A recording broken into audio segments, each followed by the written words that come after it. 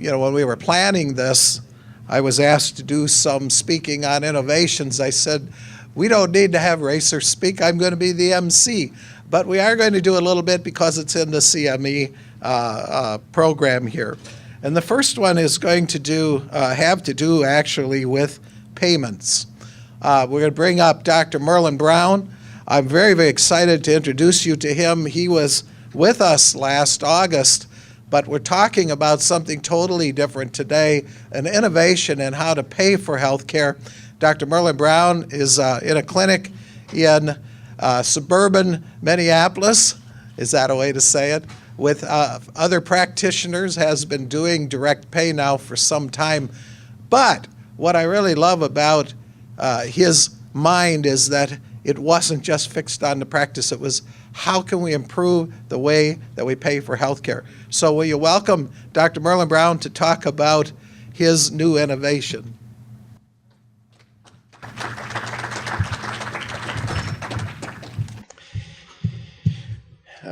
Okay, so as you know, I'm an internal medicine physician, practice here in Minneapolis, part of a 5-physician private group. We ended our insurance contracts a year ago, so we're direct pay.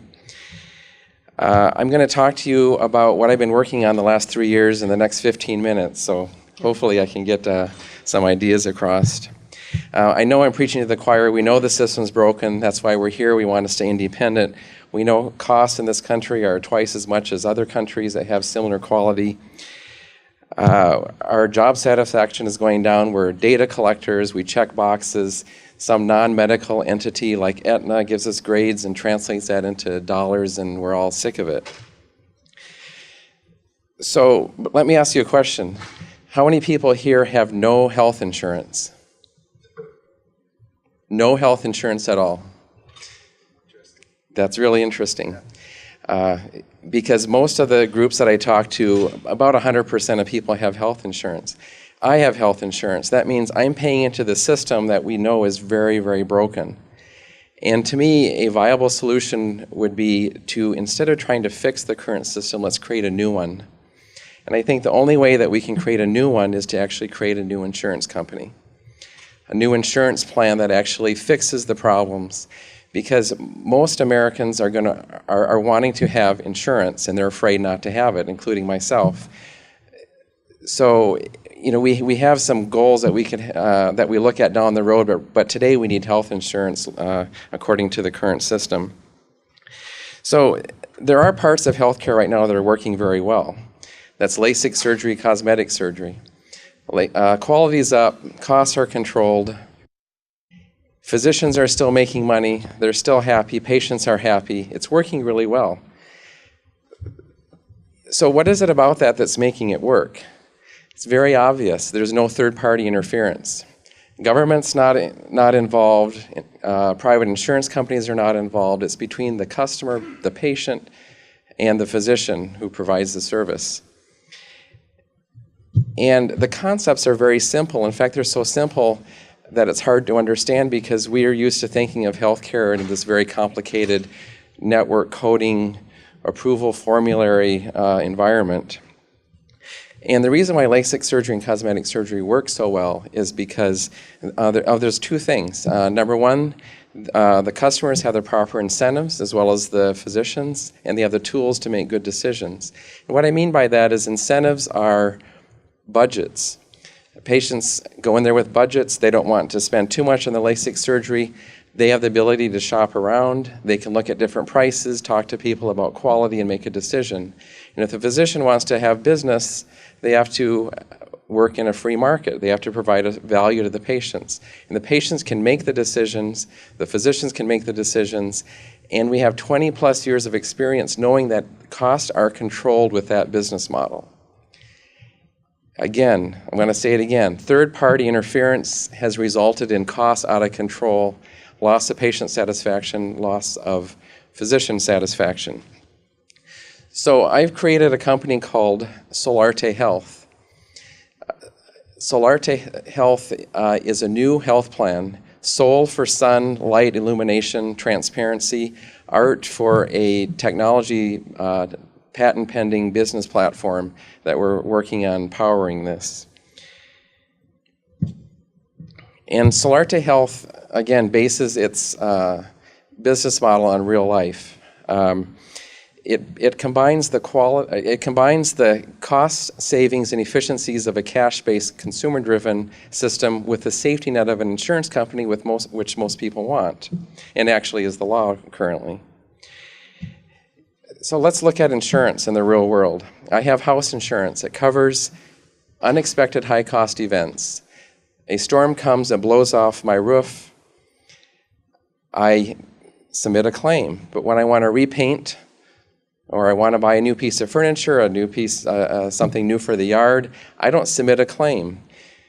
It doesn't make sense to submit claims for relatively low-cost, predictable events. It only makes sense to have claims with insurances for unpredictable, high-cost events. So I can go to any store I want, I can buy any color paint I want, I can get any brand I want, I can talk to any consultant I want to decide a color. Nobody's telling me what to do.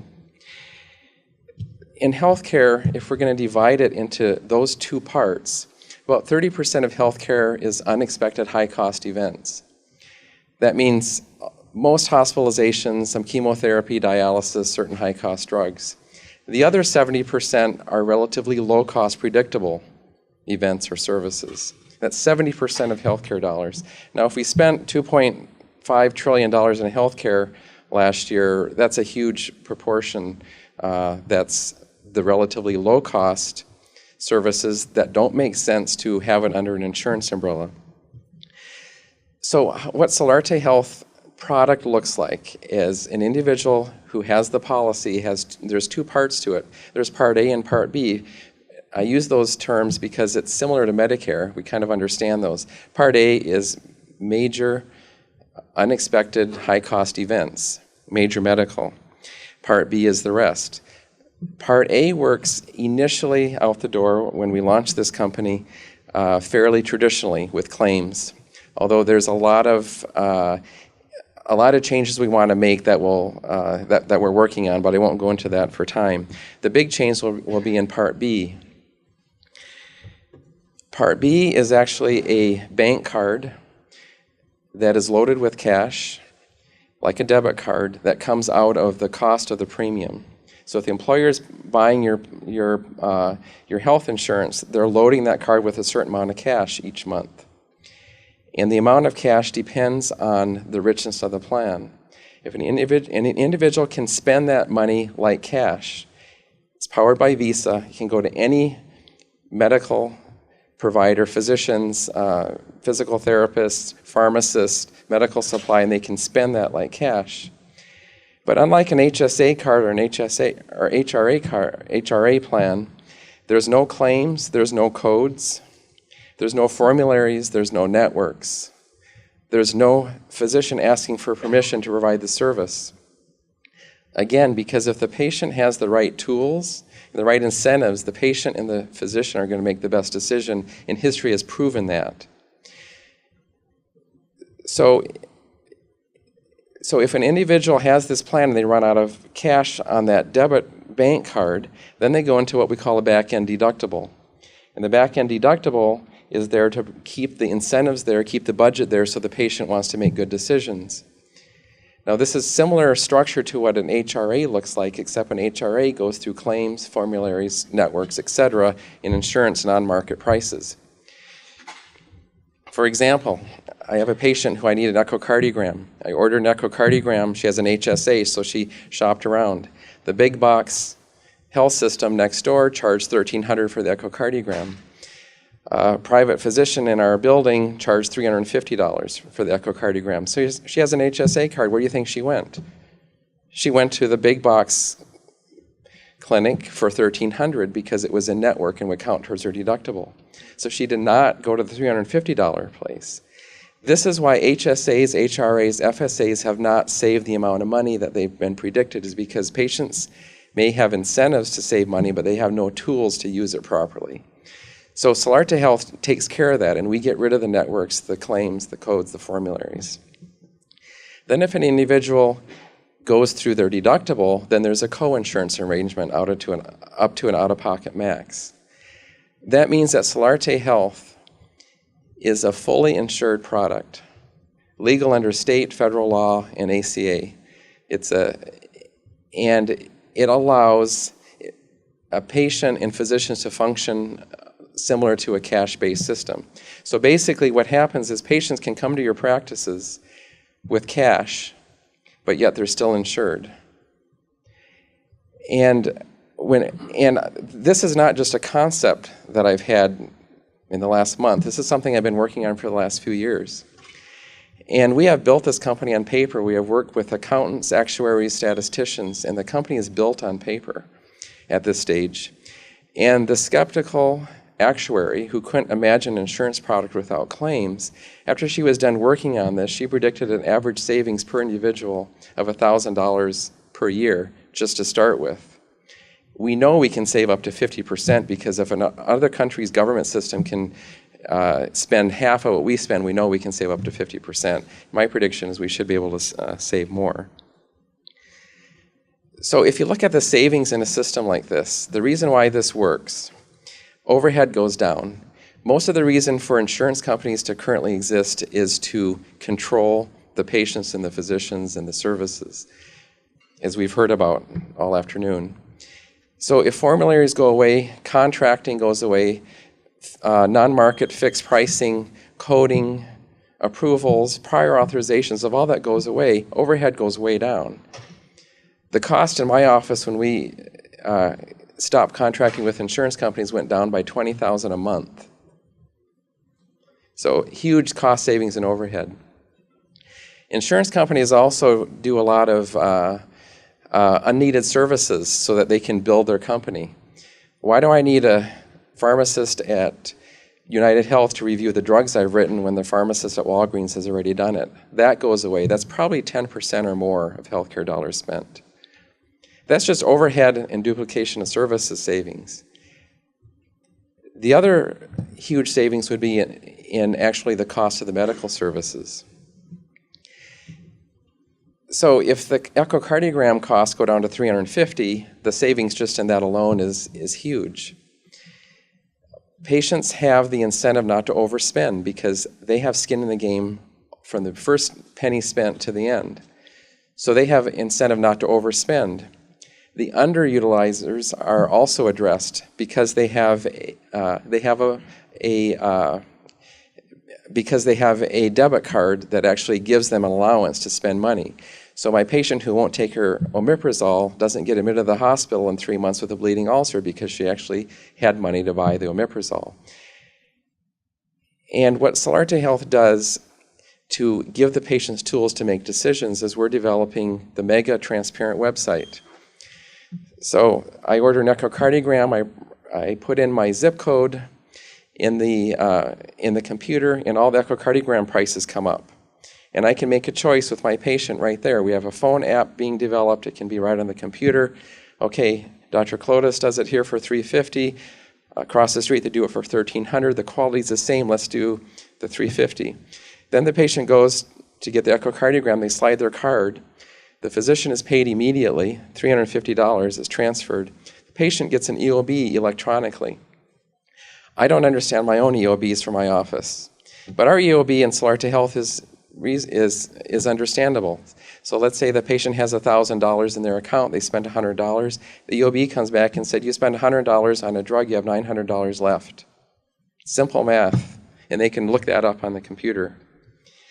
So it's very simple. Other savings, which was touched on earlier, was fraud. The reason why there's so much fraud is because third parties are paying the bill. When an individual pays their own bill with their card, there's not going to be very much fraud. Last I checked, the lady who cuts my hair hasn't had any fraud problems because the customers pay the bill at the point of service. They're not going to overpay. They're not going to double pay. And then we have a health and wellness incentive that actually adds money to the debit part of this card. And the reason why this is patent pending technology platform is because this card has 3 parts. It functions as a debit card. The deductible can also function as a credit card. And then the third part is it also understands the copay arrangement. So the physician does not care what kind of plan the patients have because they're paid cash. They don't care where the copay is, the deductibles, the network, anything. They talk about the value to the patient. The discussions with the patients, I think, will be different when we're not working for the insurance company, but for the patient. So Solarte Health then would carry the deductible piece as a credit piece, and if the patient pays that off immediately, there's no interest. But if the patient says, oh, I don't have enough money, I don't want to pay it off, we will carry it for a lower interest rate than their credit card would. And when their employer deposits money in their account the following month for their allowance portion, that can also pay off part of their deductible, which is actually tax-free funds, which again saves 20 to 30% for most patients, because most patients don't spend enough money to have it deducted on their taxes. So let me summarize. I know time is short here. My goal is, I'm tired of talking to politicians and trying to get somebody else to make the change and trying to convince somebody else. If we have a new insurance plan that saves money, has higher quality, costs are controlled, and we come up from behind quietly and we say this is working, it'll make the current system obsolete. We don't need to fight Aetna, United Health anymore. We have a different system. Aetna, United Health are like the manual typewriters. They can come up with all sorts of fancy new manual typewriters, but we're coming up with a word processor. And the savings in this is huge. This can go national very quickly because most of it's automatic, technology driven. And my goal would be to have this to be physician owned. That means we can partake in some of the profits in healthcare, and physician run. And at this point, we're still in, we're not launching the company. We built it on paper. We've done all of our work. We spent about $800,000 on it. We want to go to the next phase, which is actually building it. We have a long list of employers who are ready to buy it, including the state of Minnesota, who has a portion of patients that they want to try with us. And so if anybody's interested in helping us develop this further, please let me know. I'll leave some cards at the back desk. Thank you, sir.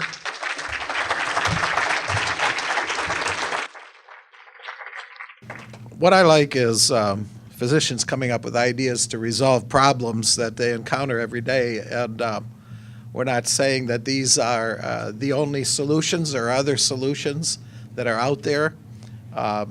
You'll notice that I had these wonderful slides all planned up for you. I was thinking of this article that was in the Wall Street Journal just several days ago, in which a gentleman predicted the future clinical visit and essentially concluded that you don't need the doctor anymore. Everything else will be resolved by some sort of distance. And so I wrote this fellow and I said, these are wonderful ideas that you have here. In fact, we wrote about it in our book, Your Health Matters, some of the things that were happening and that could be accomplished through technology and so forth. And I asked the gentleman, I'm curious, these are interesting ideas. How are you going to pay for all this? And his answer was quite profound. He says, oh, they won't cost very much. And I thought, well, this is a realistic view of the world. But the thing about the article that really struck me was essentially it did without a doctor. And I don't think we're ever going to come to that day. I cannot imagine that we're going to walk into a machine someday. Even in Star Trek, there was a doctor with his machine. I did want to share with you some other informational things. This one is, and I want to tell you what, this section was going to be about innovations, and you can't in hours, you can't do all the innovations that are out there. So I wanted to share just a couple things with you that I've learned about recently. One was an instant communication system where you can communicate with your staff and with all other need-to-know professionals outside of a government-monitored system. And this is not your mother's electronic health record system tied into a massive database. This is actually, I think, quite a creative way for doctors to communicate with their professional staff on a need-to-know basis. A new company called NoticeMed.com that provides paging, texting, email, all in one, real-time, mobile, confidential messaging between professional members of the medical team, the ones that have to know, for coordinated care and to selected recipients, secure enough to send messages, x-rays, scans, pharmacy, and all other necessary communication devices. This is a brand new technology. The developer, one of the prime movers, is in this audience. Well, it's asked not to identify this person, but if you want to have some conversation about this budding new technology, I can point you to the right person. If you come to an AAPS conference regularly, you'll hear about medibid.com. You can't get out of here without hearing about medibid.com, because this is a way for patients and surgeons and other medical professionals to meet in the marketplace, where an individual can put in a request for a replacement knee, replacement hip, or some other major medical expense, and find a doctor who is willing to do that procedure at a reduced price in a high quality situation. So medibid.com.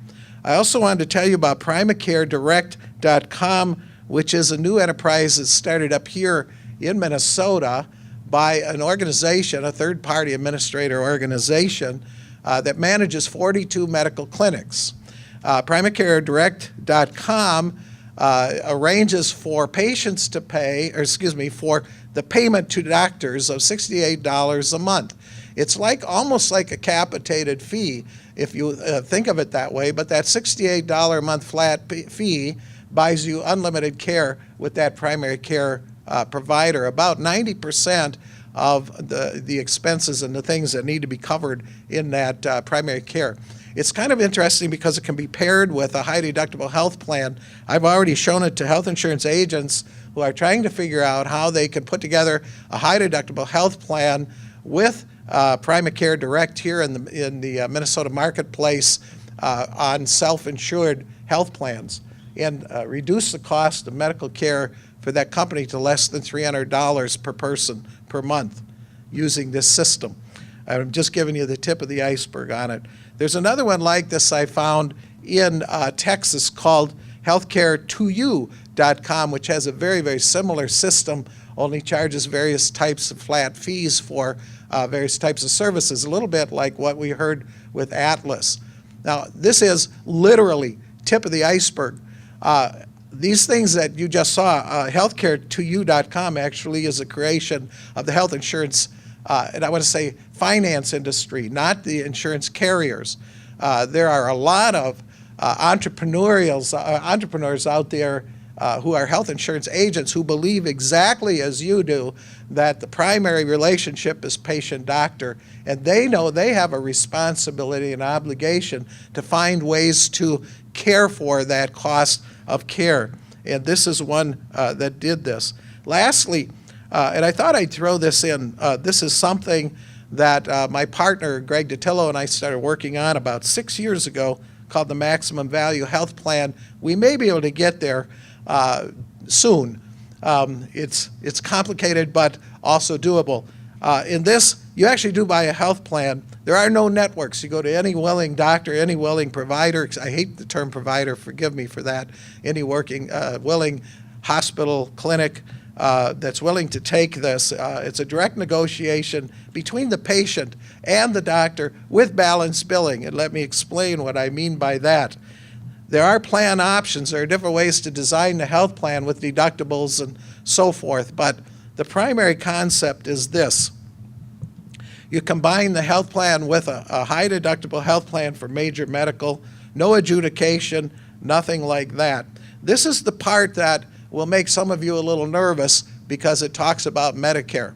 Medicare reimbursements do provide, if you will, the foundation for much reimbursement, for medical reimbursement under a health insurance plan. And what we're suggesting is individuals can buy a health plan that'll pay at a percentage above Medicare, 150%. If I go to Dr. Ainsley and his price is 175% of Medicare, then guess what? I'm going to negotiate with him on the difference. And if I think he's worth it, I'm going to spend the money. And these can be stratified in a number of different ways. The difficulty is, how do we deal with the coding issue? There are third-party administrators that can do this. This is a plan that is emerging in some markets. It's an innovation to get around the problem with networks. One of the speakers said earlier, in Minnesota, we only have we have three major individual health insurance companies, and then we have one sort of player that's growing rapidly. One of the reasons that new companies cannot come into this state is the provider network. They can't break into the network. The networks are already in place. Doctors don't want any more networks. They're too complex. And so what we're trying to do is break through that. Same as Solarte Health, dumping the networks, putting doctors and patients directly in contact with each other. So these are just some ideas. Believe me, we could spend a lot of time on that, and we've spent enough now.